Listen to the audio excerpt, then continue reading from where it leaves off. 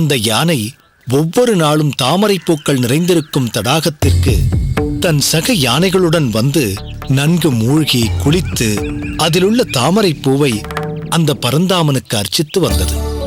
அதனால்தான் அதன் குரல் கேட்டதும் பெருமாள் அதை காப்பாற்ற ஓடோடி வந்தார்.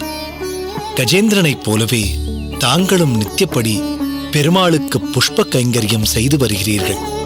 தங்களின் திருப்பாதத்தை அடியேன் பற்றிக் கொண்டிருந்தால் அடியேனுக்கு நிச்சயம் மோட்சம் கிடைக்கும் என்றுதான் தங்களின் திருப்பாதத்தை பற்றினேன். தாங்கள் தடுத்து விட்டீர்கள். உனக்கு அடியேனால் முக்தியா? இல்லை ராமானுஜா, வருங்காலத்தில் உன் சம்பந்தத்தால் தான் அனைவருக்கும் முக்தி கிடைக்கப் போகிறது. அந்நாள் ஒரு பொன்னாளாக மாறப்போகிறது. என்ன நம்பிகளே, தங்களை உறங்க விடாமல் ஏதேனும் விளக்கங்கள் கேட்டுக்கொண்டே இருக்கிறானா ராமானுஜன்? இல்லை சோமயாஜி, இன்று சற்று வித்தியாசம். ராமானுஜனிடமிருந்து அடியேன் சில விளக்கங்களை பெற்றுக் கொண்டிருக்கிறேன். என்ன சுவாமி இது? உண்மையைத்தானே சொன்னேன் ராமானுஜா. சோமயாஜி, ராமானுஜனுடைய சிந்தனை அலாதியானது, ஆச்சரியத்தை ஏற்படுத்துவது. எதையும் வித்தியாசமாக யோசிக்கிறான். அனைத்திற்கும் தங்களை போன்றவர்களின் சங்கமே காரணம். இப்போது கூட ஓர் முக்கியமான சம்பிரதாய ஆகம விதியை ஆராய்ந்து அதை அனைத்து கோவில்களிலும் ஸ்தாபிக்க நினைக்கிறான். தாங்கள் எந்த ஆகம விதியை பற்றி குறிப்பிடுகிறீர்கள்? அது பாஞ்சராத்திர ஆகம விதியை. ஓ, அது மிகவும் அனாதியான பூஜா விதியாயிற்றே. அடியேனின் வரதன் வீட்டிற்கும் காஞ்சியம்பதி கோவிலிலும் இந்த விதிப்படிதான் ஆராதனை நடக்கிறது. சுவாமி, இந்த உன்னதமான பாஞ்சராத்திர ஆகம சாஸ்திரம் இன்னும் பல கோயில்களில் அமைக்கப்பட்டு நித்திய ஆராதனை ஆக்கப்பட வேண்டும். அதுவே அடியேனின் இப்போதைய முயற்சி. சோமயாஜி, ராமானுஜனை என்ன சொல்லி பாராட்டுவதென்றே தெரியவில்லை. பாஞ்சராத்திர முறையில் பூஜை விதிகளை செய்ய வேண்டும் என்பது நிச்சயம் ஒரு சீரிய சிந்தனைதான். ஆச்சாரியர்களின் நிலையிலிருந்து நீ ஒவ்வொன்றையும் பார்க்கிறாய் ராமானுஜா. யாரும் சிந்திக்காத பல விஷயங்களை நீ சிந்திக்கிறாய். உன் சமுதாய பணி நீண்ட நெடும் பயணம். அதில் நீ எதை பற்றியும் கவலைப்படாமல் கருமமே கண்ணாக இரு. சாதிக்க பிறந்தவன் நீ. எனவே சோதனைகளை கடந்து முன்னேறுவாயாக. வெற்றிகள் உன்னை தேடி வரும். தங்களின் ஆசிகளின்படியே சுவாமி.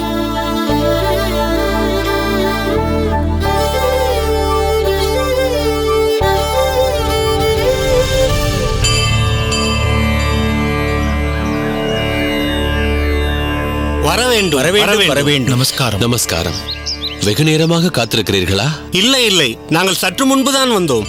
என்ன ராமானுஜா, இந்த அடியேனை ஞாபகம் இருக்கிறதா?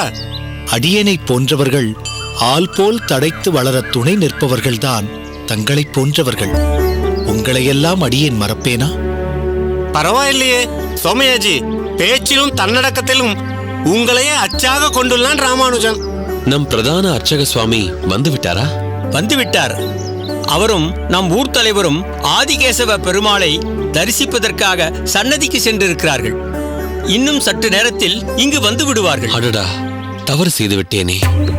தலைமை அர்ச்சகர் வரும்போது முன்னின்று நான் அவரை வரவேற்றிருக்க வேண்டுமே. எப்படி தாமதமானது என்றே தெரியவில்லை. தாமதமா? குறிப்பிட்ட நேரத்திற்கு நாம் அனைவருமே வந்து விட்டோம்.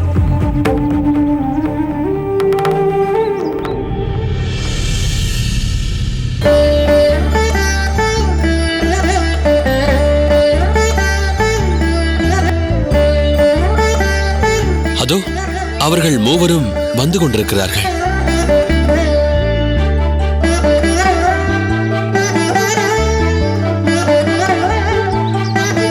வாருங்கள் வாருங்கள் சுவாமி. நமஸ்காரம். நமஸ்காரம் சுவாமிகளே, இவர் சோமயாஜி, தற்போது நம் கோவில் பொறுப்பில் இருப்பவர். இவன் அடியேனுடைய குமாரன் ராமானுஜன். அடியேன் சோமயாஜி. பார்க்கும் போதே பரவசத்தை ஏற்படுத்துகிறான் தங்கள் குமாரன். அவ்வப்போது இவனது பிரபாவங்களை கேள்விப்பட்டு கொண்டுதான் இருக்கிறேன். நன்றி சுவாமி. வித்யையில் மேம்பட்டு விளங்குவாயாக. ராமானுஜனை முன்னிட்டுத்தான் நாம் பேச வேண்டிய விஷயமே. முதலில் அப்படி அமர்ந்து கொள்ளுங்கள் சுவாமி. அமர பேசுவோம். அப்படி ஆகட்டும், வாருங்கள்.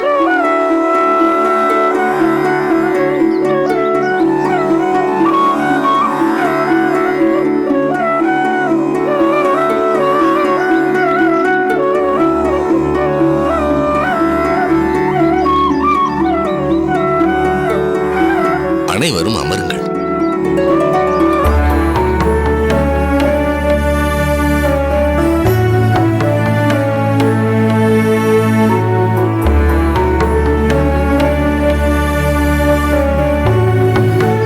பல கோவில்களில் பெரும் பணியை கவனித்துக் கொண்டிருக்கும் தாங்கள் எங்கள் வேண்டுகோளுக்கிணங்கி இங்கு வந்ததற்கு மிகவும் நன்றி சுவாமி. நன்றி என்ற வார்த்தையெல்லாம் வேண்டாம் சோமயாஜி. இந்த கோவிலில்தான் அடியேன் வெகு காலம் அர்ச்சகராக கைங்கரியம் செய்து கொண்டிருந்தேன். அவ்வகையில் இது என் தாய் வீடு போன்றது. இப்பொழுது நம் ஸ்ரீனிவாச நம்பி வெகு அற்புதமாக திருவாராதனம் செய்து கொண்டிருக்கிறார்.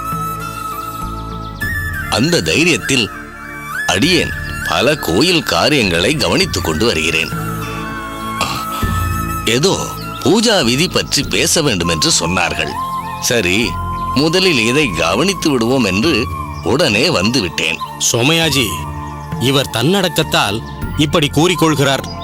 ஆனால் பல பொறுப்புகளை தன் தலைமேல் சுமந்து கொண்டு 7-8 கோயில் நிர்வாகங்களையும் உச்சவாதி கைங்கரியங்களை எல்லாம் அற்புதமாக செய்து கொண்டிருக்கிறார்.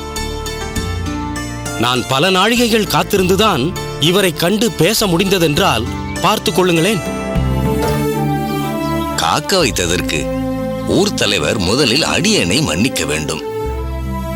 சாதாரணமாக இந்த ஆத்மா லயமடையக்கூடிய இடம் ஆலயம் என்று குறிப்பிடுவார்கள். அதாவது அமைதி சாந்தியை தந்து அவரவர் கவலைகளை மறக்கடித்தும் ஒழித்தும் பேரானந்தம் அளிக்கும் இடம் கோயில். மனக்குமுறலோடு வரும் பக்தர்கள் நம் கோயிலுக்குள் பிரவேசித்ததும் புத்துணர்ச்சி ஏற்படும் வகையில் மிகவும் தூய்மையாகவும் ரம்யமாகவும் இந்த திருக்கோயிலை பராமரித்துள்ளார் சோமயாஜி. அதற்கு அடியேனின் முதற்கண் வாழ்த்துக்கள்.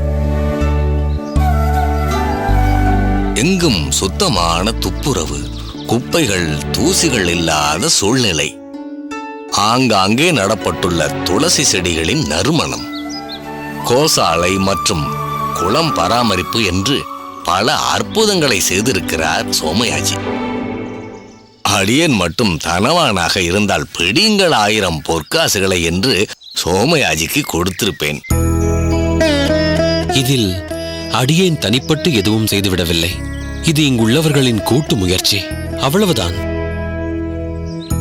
மொத்தத்தில் அந்த ஆதிகேசவனின் திருவுளப்படி அனைத்தும் நடந்து கொண்டிருக்கிறது. அடியேன் ஒரு சிறு துரும்பு. கோயில் பராமரிப்பின் பெரும் பங்கு இந்த ராமானுஜனையும் அவனது நண்பர்களையும் சார்ந்தது. காரணம், கோயிலின் தூய்மைக்கு அவர்கள் கடுமையாக உழைத்திருக்கிறார்கள். அது மட்டுமா, பல நேரங்களில் உணவையும் தூக்கத்தையும் கூட தியாகம் செய்திருக்கிறார்கள் அவர்கள். முன்பெல்லாம் ஆராதனைக்கு திருத்துழாயான துளசியை வெகு தூரம் சென்று எடுத்து வர வேண்டும். தற்போது அக்குறை இல்லை. இக்கோயிலேயே தாராளமாக துளசி பயிரிடப்பட்டுள்ளது. அதுவும் ராமானுஜனின் ஏற்பாடுதான். பலே, அற்புதம், அதி அற்புதம் ராமானுஜா. உன் மனதில் இருக்கும் சந்தேகம் என்ன? பூஜா உபசாரத்தில் என்ன விளக்கம் வேண்டும்? இவன் என்னுடன் வரும்போது பெரியோர்களின் முன்பு தான் பேசுவது சரியா தகுமா என்று தெரியவில்லை. என் கருத்தை நீங்களே தெரிவித்து விடுங்கள் அப்பா என்று கோரினான். அவன் நினைப்பில் ஒரு தவறும் இல்லை. இருப்பினும் ராமானுஜா, உன் சந்தேகத்தை பொதுவில் வைத்து நீயே கேட்டு தெளிவு பெறலாம். ஆட்சேபனை எதுவும் இல்லை. நன்றி சுவாமி. அடியேன் கேட்க விரும்புவது இதுதான். பூஜா விதிகளில் பாஞ்சராத்திரம் என்று கூறப்படும் ஆகம ஆராதனை முறை பகவானின் திருவாக்கால் அருளப்பட்டுள்ளதால் அம்முறையையே நம் கோயிலில் பின்பற்றலாம் அல்லவா? இது அனாதிகாலமாக கையாளப்பட்டு வந்ததாக அறிகிறேன். ஆனால் தற்போது இதன் மகத்துவம் ஏனோ குன்றிக் காணப்படுவதாக உணர்கிறேன். படித்தும் இது பற்றி கேட்டும் அடியேன் தெளிந்தது என்னவென்றால், பாஞ்சராத்திரம் கையாள்வது எளிது, அதே சமயத்தில் மத நெறியிலிருந்து விலகாமலும் உள்ளது என்பதுதான். உன் கருத்து உண்மைதான்.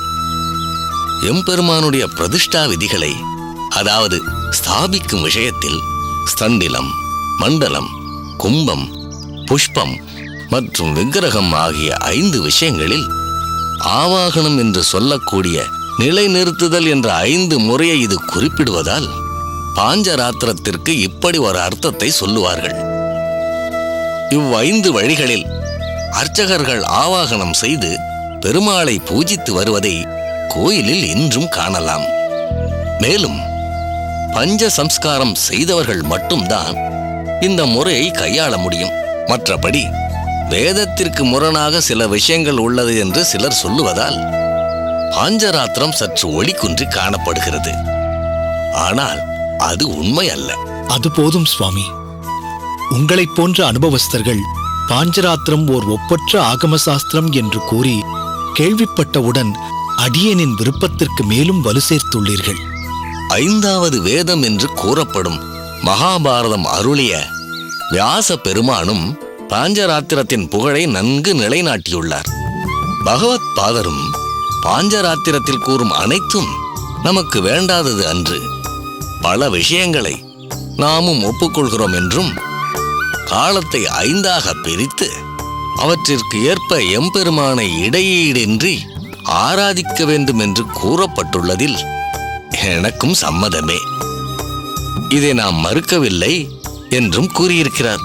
அப்படியென்றால் ஒரு தடையுமின்றி பாஞ்சராத்திர ஆகம முறையையே நம் கோயிலிலும் பின்பற்றலாம் அல்லவா சுவாமி?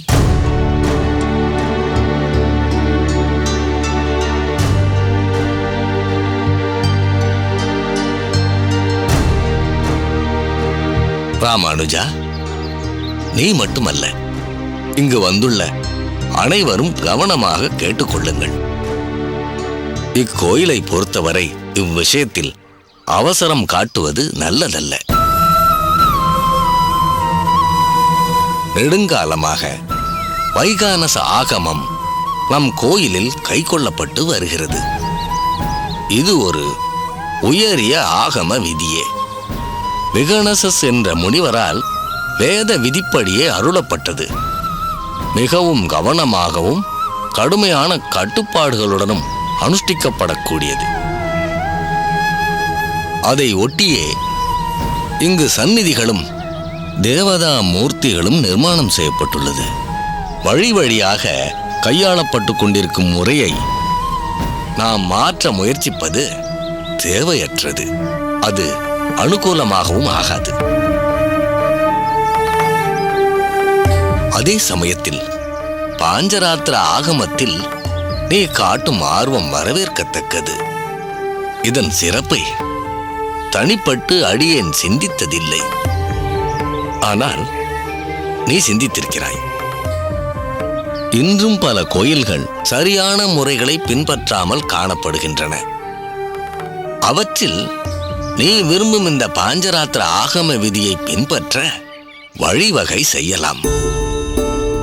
ஏன், உன் முயற்சியால் பல கோயில்களில் இம்முறை விமரிசையாக கையாளப்பட போவதாக அடியேனுக்கு தோன்றுகிறது.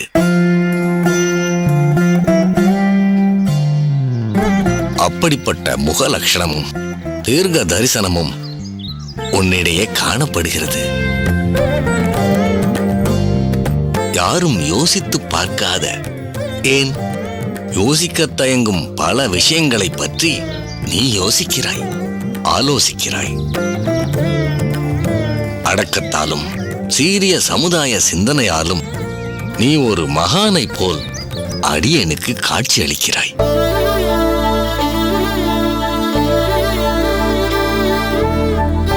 எனவே எந்தெந்த கோயில்களில் சரியான விதி வகைகள் இல்லையோ அங்கு இந்த மகோன்னதமான பாஞ்சராத்திர சாஸ்திர விதியை ஸ்தாபிக்கலாம். இந்த ஆதிகேசவ பெருமாள் கோயிலில் தொன்று தொட்டு வரும் ஆகம விதியே கை கொள்ளப்படட்டும். இதுவே என் முடிவான கருத்து. நீயும் மற்றவர்களும் அதற்கு உடன்படுவீர்கள் என்று நம்புகிறேன். ராமானுஜா, நீ என்ன சொல்ல விரும்புகிறாய்? தங்களின் இதமான பேச்சுக்கு மறுபேச்சு ஏது? தங்கள் கருத்துக்களில் உள்ள ஆழமான விஷயங்களை அடியேன் மனத்தில் பதித்துக் கொண்டேன். அதன்படியே நடந்து கொள்வேன்.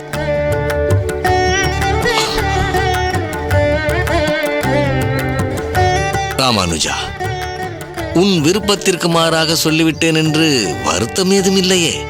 நிச்சயம் இல்லை சுவாமி. ராமானுஜா, ஒன்றை ஞாபகம் வைத்துக்கொள். இந்த சமுதாயம் இருக்கிறதே, பின்னால் போனால் உதைக்கும், முன்னால் போனால் முட்டும். நீ செய்ய நினைப்பது மிகவும் அற்புதமான காரியம். ஆனால் அதை செயல்படுத்த முடியாத நிலையில் தற்போது நான் இருக்கிறேன். ஆனால் காலம் வரும்போது உன் நோக்கத்திற்கு ஒரு ஊக்கம் கிடைக்கும். அதுவரை காத்திரு. சுவாமி, தாங்கள் ஏற்காவிட்டாலும் எங்கள் அனைவரின் சார்பாக மிகவும் நெஞ்சார்ந்த நன்றி. சோமயாஜி, ஒரு சத்புத்திரனை பெற்றிருக்கிறீர். எதிர்கால விடிவெள்ளியை அடியேனின் எதிர்கொண்டு நிறுத்தியதற்காக உமக்குத்தான் நன்றி சொல்ல வேண்டும். அதற்காக நீர் பெருமை கொள்ளுங்கள். தங்கள் வாக்கால் என் குமாரனை ஆசீர்வதித்து வாழ்த்துவதையே அடியேன் பெருமையாக கொள்கிறேன் சுவாமி. எனது ஆசிகள் ராமானுஜனுக்கு எப்போதும் உண்டு. ராமானுஜா, உன் நற்சிந்தனைகள் யாவும் வடிவம் பெற்று வெற்றி அடையட்டும். நன்றி சுவாமி. வருகிறேன்.